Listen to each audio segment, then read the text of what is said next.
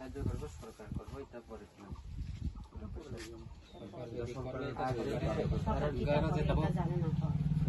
document আছে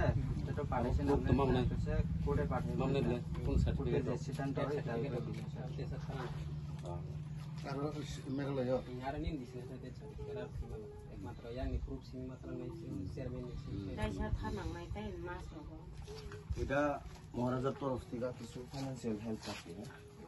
এটা দিয়ে যায়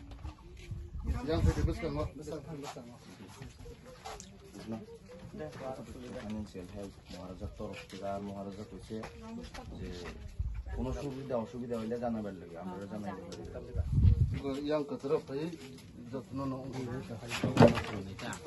ano coba mambagai nono belaki hambai ulo taisa ano wansok dikisa asang na hambai kulungka